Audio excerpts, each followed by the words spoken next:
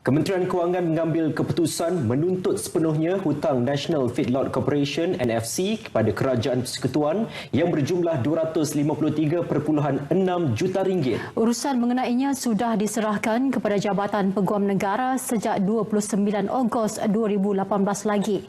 Menurut satu kenyataan media, Menteri Kewangan Lim Guan Eng menjelaskan baki pinjaman NFC yang belum selesai kepada Kerajaan Persekutuan berjumlah 253 juta 618,455 ringgit 3 sen, termasuk faedah dan faedah lewat sehingga 30 April lalu. NFC telah mendapat kemudahan pinjaman daripada Kerajaan Persekutuan berjumlah 250 juta ringgit pada 9 Januari 2008 pada kadar faedah 2%. Tempoh pinjamannya 20 tahun dengan tempoh tangguh 3 tahun. Carian Suruhanjaya Syarikat Malaysia SSM pada 17 Mei lepas mendapati ahli lembaga pengarah NFC ialah Datuk Dr. Muhammad Saleh Ismail iaitu suami kepada Tan Sri Syarizat Jalil bersama dua setiausaha syarikat. Bersua kembali. Pulau Pinang mencatat sejarah apabila kedua-dua pihak berkuasa tempatannya PBT bertaraf bandaraya. Majlis Perbandaran Seberang Perai MPSP akan dinaik taraf sebagai Majlis Bandaraya Seberang Perai MBSP dalam masa terdekat. Sebelum ini, Majlis Perbandaran Pulau Pinang MPPP memperoleh status Majlis Bandaraya pada tahun 2015. Pengerusi Jawatan Kuasa Perumahan, Kerajaan Tempatan dan Perancangan Bandar dan Desa Jagdeep Singh Dio berkata, ia berikutan pengumuman Menteri Perumahan dan Kerajaan Tempatan Zuraida Kamarudin bahawa Kabinet telah bersetuju untuk meluluskan permohonan naik taraf tersebut. Negeri Pulau Pinang amat bertuah sekali kerana kita satu negeri mempunyai dua pihak berkuasa tempatan dan dua-dua pihak berkuasa tempatan itu adalah status bandaraya. Beliau berkata demikian kepada pemberita dalam satu sidang akhbar di Ibu Pejabat Majlis Perbandaran Seberang Perai MPSP pagi tadi. Hadir sama Yang di-Pertua MPSP Datuk Rozali Mahamud dan Yang di-Pertua Majlis Bandaraya Pulau Pinang Datuk Yu Tung Siang. Sebelum ini Majlis Bandaraya Pulau Pinang turut mendapat pengiktirafan sama.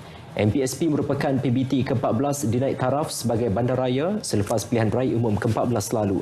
Majlis Perbandaran Seberang Perai MPSP merupakan pihak berkuasa tempatan PBT yang terbesar di Malaysia yang meliputi Seberang Perai Utara, Tengah dan Selatan. Bandaraya ini akan dibangunkan secara mampan dan akan dijadikan sebagai bandaraya rendah karbon dan bandaraya pintar.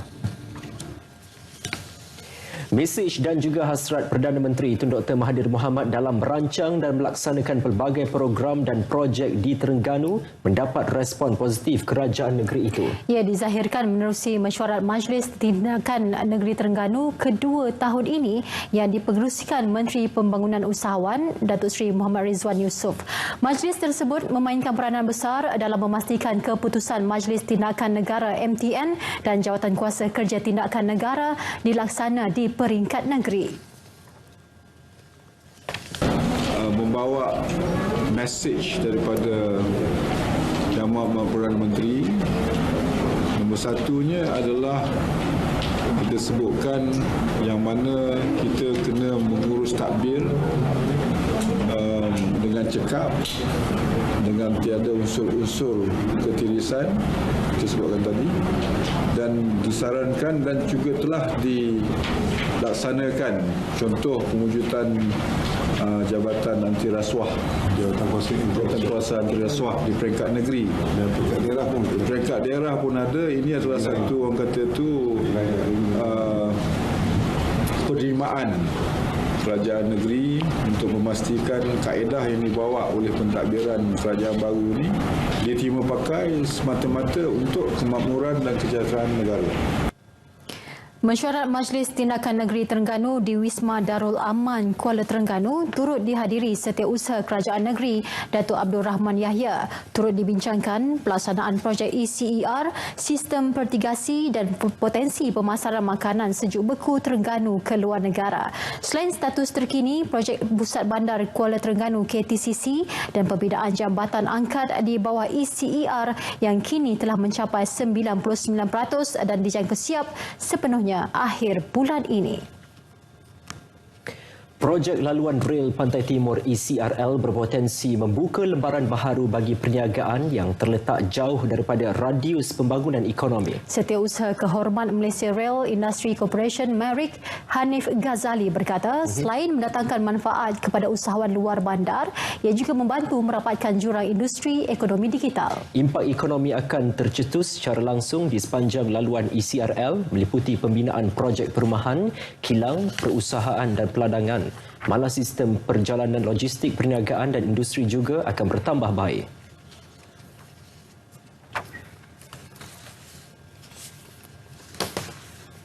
Bayangkan ya, jika kita di Kuala Lumpur ini, kita nak makan nasi kerabu Kak Wok yang paling sedap kat Kota Baru tu. Kita nak original daripada sana yang dimasak di Kota Baru, dekat KB tu. Menggunakan ECRL, kita order hari ni pukul 9, Kak Wok masuk masak pukul 8, pukul 10.30 kita dah boleh ambil dah kat KL Central. Panas lagi tu. Inilah dia yang kita nak cari. Hari ini perniagaan semua adalah perniagaan digital, perniagaan online. Bagi usahawan yang terlibat dalam sektor perladangan pula, rangkaian rel ini sangat membantu dari segi aksesibiliti. Kalau kita di Pelabuhan Kelang, kerana dia berakhir di Pelabuhan Kelang, sebelum Pelabuhan Kelang tu dia akan lalu di Putrajaya, Bangi dan Dengkin. Dan kalau seseorang itu, usahawan itu, dia mau membesarkan dia punya ladang kelapa sawit dia, tapi dia tahu akan susah untuk dia keluarkan barangnya kerana tanah kat situ di Dengkil, di Putrajaya, itu semua tu tanah-tanah bernilai tinggi, nilai komersial untuk jadi rumah. Dia hari ini dia boleh pergi tengok tanah di Jelebu dan Kuala Pilah. Hanif Ghazali menyatakannya selepas menjadi tetamu program Bual Bicara Selamat Pagi Malaysia di Angkasa Puri. Program Jelajah Ramadan RTM yang mendekati dan menyantuni rakyat terutama golongan kurang bernasib baik menerima pujian pelbagai pihak. Malah jabatan kerajaan lain turut disaran untuk mencontohi pendekatan RTM. Menurut anggota Dewan Undangan Negeri Adun Gum Arunar Sin Taib, program Jelajah Ramadan RTM yang melibatkan penyampaian sumbangan dapat membantu meringankan beban golongan memerlukan. Bukan itu sahaja, program ini juga mampu mengeratkan kerjasama antara pemimpin, jabatan kerajaan dan masyarakat menerusi aktiviti gotong royong dan majlis berbuka puasa bersama-sama. Saya berharap sangat kalau ada jabatan-jabatan lain sama ada turut mengikuti kepada RTM ataupun membuat sendiri, kita mengeluarkan yang begitu. Sebab saya yakin dan percaya program-program seperti ini dapat kita menyantuni rakyat, bersama-sama bermesra kepada rakyat. Beliau menyampaikan bantuan dan majlis berbuka puasa bersama masyarakat setempat sempena program Jelajah Ramadan RTM Sandakan di Masjid At-Taqwa PPR Taman Gum Jaya Sandakan. Program kerjasama pejabat Dun Gum dan agensi anti dadah kebangsaan Sandakan. Aktiviti lain yang dilaksana termasuk memasak bubur lambuk dan wajik serta mengecat surau As-Solihin. Terima kasih atas sumbangan yang diberikan. Sekurang-kurangnya dapatlah meringankan dan supaya dapat juga membuat persiapan raya. Terima kasih atas sumbangan tahun ini daripada bantuan YB kita. Boleh menolongkan beban keluarga saya. Karena saya pun berumur juga, jalan pun sakit, pakai tongkat.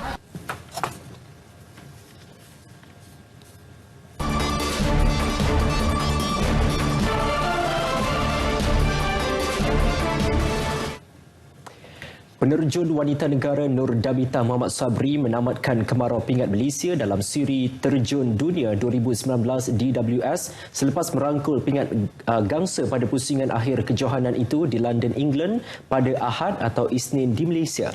Atlet berusia 19 tahun itu mengumpul 344.40 mata selepas pusingan kelima acara 3 meter papan anjal di Pusat Akuatik London Queen Elizabeth Olympic Park menerusi laman sesawang Persekutuan Renang Antarabangsa FINA.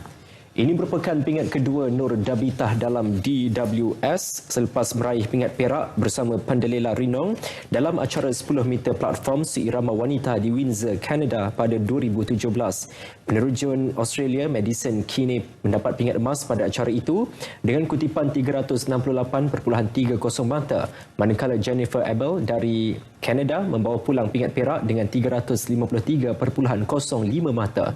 Terdahulu, Nur Dabitah yang bergandingan dengan Muhammad Syafiq Putih dalam acara 3 meter terjun seirama campuran menamatkan saingan dengan kedudukan kelima daripada 8 pasangan dengan 302.43 mata.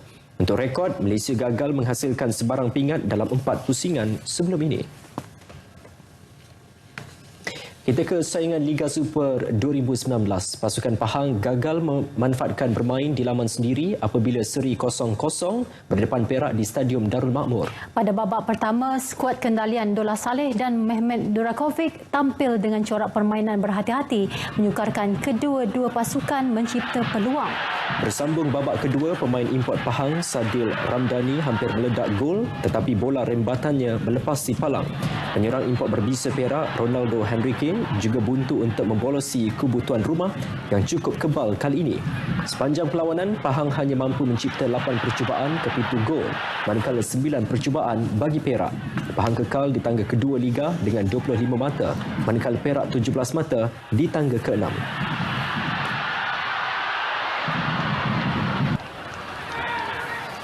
Liga Bola Sepak Malaysia MFL menafikan laporan sebuah akhbar tempatan kononnya pentadbir Liga Malaysia itu akan menyerahkan geran tahunan kepada pasukan Liga Malaysia bulan Ogos. MFL dalam satu kenyataan memaklumkan mereka kini dalam fasa terakhir untuk memutuskan penajaan baharu Liga Malaysia selepas penamatan kontrak dengan Telekom Malaysia TM pada 15 Mac lepas, dan perkembangan mengenai penajaan baharu ini bakal diumumkan hujung bulan ini. MFL juga mengesahkan tidak pernah memaklumkan kepada rakan kongsi untuk menyerahkan geran tahunan pada Ogos ini, dan jelas laporan yang disiarkan itu tidak berasas tanpa mendapatkan maklumat tepat.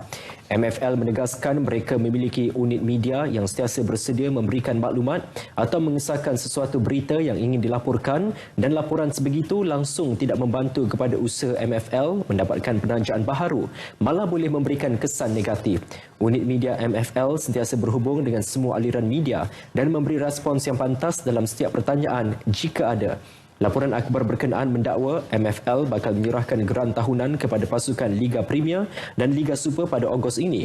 Namun bayaran berkenaan akan diawalkan sekiranya MFL berjaya memuktamadkan perjanjian dengan penaja baharu untuk Liga Malaysia. Raja Permaisuri Agong Tengku Azizah Aminah Maimunah Iskandariah hari ini berkenan berangkat ke rumah kanak-kanak Tengku Budriah di Ibu Negara. Turut berangkat anaknya Baginda Tengku Puteri Jihan Azizah Atiyutullah.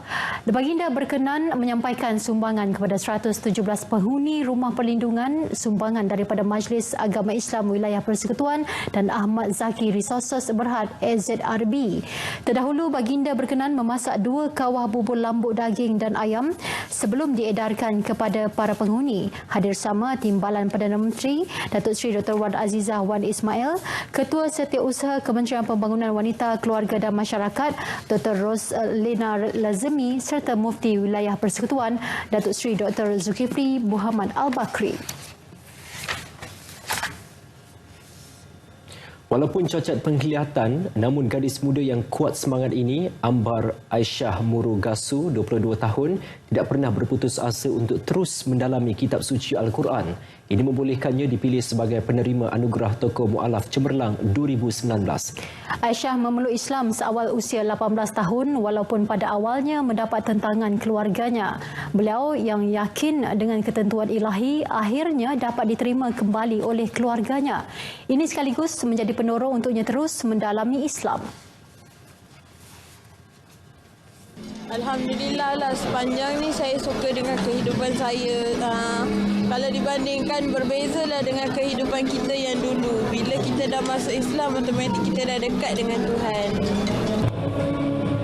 Sementara itu, seorang lagi tokoh mualaf bagi kategori Usahawan Harapan, Sukhdev Singh Muhammad Syazwan Sohan, 30 tahun, mempunyai kisah berlainan apabila beliau memeluk Islam selepas pemergian ayahnya. Sukhdev yang menjalankan perniagaan putu mayam dan nasi lemak yakin kejayaannya adalah berkat usaha dan doa yang tidak pernah putus asa. Saya suka meminta-minta, sebolehnya saya sendiri dan saya nak juga rakan-rakan mualaf saya yang lain, sebolehnya we prove something that we are independent dengan bantuan daripada Hidayah Center, sokongan Hidayah Center, that we can achieve something as well.